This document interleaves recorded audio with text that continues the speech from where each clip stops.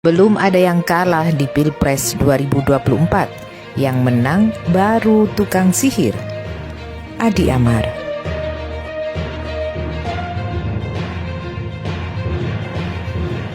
Kedepan semua kemungkinan bisa terjadi. Negeri ini seperti didesain suka-suka rezim dan utamanya untuk pelanggengan kekuasaan.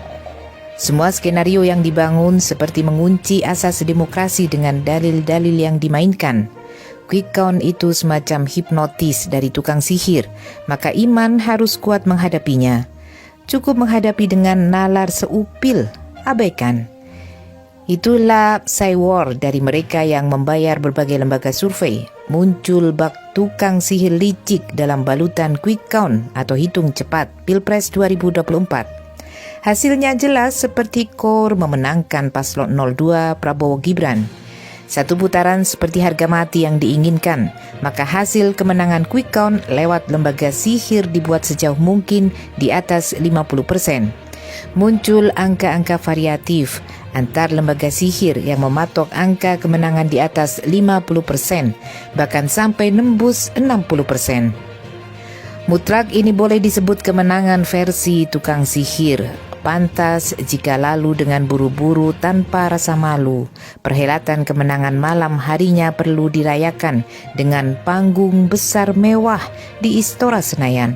Mustahil itu persiapan dadakan dalam menyambut kemenangan. Prabowo Gibran versi tukang sihir. Persiapan pun dibuat seperti kisah Pangeran Bandung Bondowoso yang membangun candi dalam semalam. Kerja yang dibantu demit dan konco-konconya makhluk astral.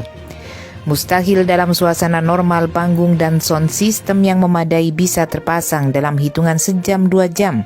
Setelah rilis sihir quick count, tempat memang menjadi tidak perlu dicari untuk disewa. Gak perlu lapor dan persiapan teknis lain. Semuanya dibuat seperti simsalabim dalam sekejap. Telah terhidang santapan dengan berbagai hidangan di meja makan untuk disantap.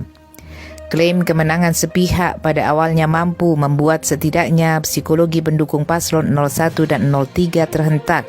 Sihir yang dimainkan itu awalnya berhasil membuat gontai satu pihak dan riang gembira pihak 02 dan pendukungnya. Meski itu cuma hiburan kemenangan semu. Tak perlu waktu lama, dorongan iman pun muncul memberi ruang kesadaran bahwa itu cuma sihir semata. Kesadaran pun berangsur pulih, tak kalah pula sikap Capres Anies Baswedan membantu memulihkan kesadaran. Tampil tenang, teduh, tetap energik. Senyum pun tipis-tipis masih terlihat saat menjawab pertanyaan wartawan yang mengerubuti di pos pemenangan Amin. Anies mengisyaratkan agar masa pendukungnya tak terpengaruh dengan permainan lawan. Sikap Anies itu mampu membuat pendukung pun tersadar bahwa permainan belum berakhir, bahkan baru dimulai. Setidaknya hitungan real count KPU yang sah baru saja mulai dihitung. Pernyataan Anies tegas namun mampu meneduhkan kemana selanjutnya ia memposisikan diri. Anies perlu sampaikan sikapnya bahwa ia akan tetap konsisten menegakkan perubahan, terus berkomitmen dalam gerakan perubahan. Tambahnya, saya tidak akan bergeser sedikit pun. Kemenangan satu putaran seperti menjadi wajib diikhtiarkan paslon 02 dan itu oleh rezim Joko Widodo. Dilakukan dengan segala dan berbagai cara, pokoknya menang. Seperti harga mati, yakin dan mampu berbuat karena seluruh variabel penentu kemenangan sudah dikondisikan. Itu bisa dilihat dari tidak dianggarkannya dalam APBN untuk 2 putaran. Skenario dipaksakan dijalankan dan mesti berhasil. Dirty Vote, film dokumenter tentang Pilpres 2024 curang, bisa menggambarkan bahwa skenario memenangkan paslon Prabowo Gibran itu nyata adanya. Data dan fakta diungkap dengan senyatanya dan semua tampak jelas. Kehadiran film itu membuka mata khalayak bahwa memaksa Jokowi 3 periode dan itu lewat Gibran benar adanya. Tak pedulikan suara sumbang mencerca bahaya munculnya politik dinasti, semua tak dianggap. Langkah rezim membegal demokrasi dengan tak selazimnya akan terus dilakukan. Semua dibuat tidak berkutik. Kontrol parlemen seperti hal mudah dilakukan.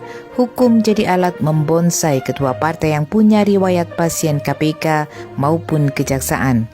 Begitu pula lembaga yudikatif, semua menjadi lemah di bawah penguasaan politik rezim. Maka tetaplah optimis menunggu hasil realkon KPU meski dengan tingkat kepercayaan rendah untuk menghadirkan presiden dan wakil presiden yang benar-benar dipilih rakyat secara demokratis. Bukan presiden atau wakil presiden hasil pilpres curang. Kedepan semua kemungkinan bisa terjadi. Negeri ini seperti didesain suka-suka rezim dan utamanya untuk pelanggengan kekuasaan. Semua skenario yang dibangun seperti mengunci asas demokrasi dengan dalil-dalil yang dimainkan. Jika ditanya bagaimana kita mesti bersikap, tentu tidak ada satupun yang bisa menjawab. Seperti jalan dibuat buntu, maka berserah diri dan yakin bahwa makar mereka akan runtuh di hadapan makar Allah Subhanahu wa taala. Biarlah skenario Allah yang turut bermain.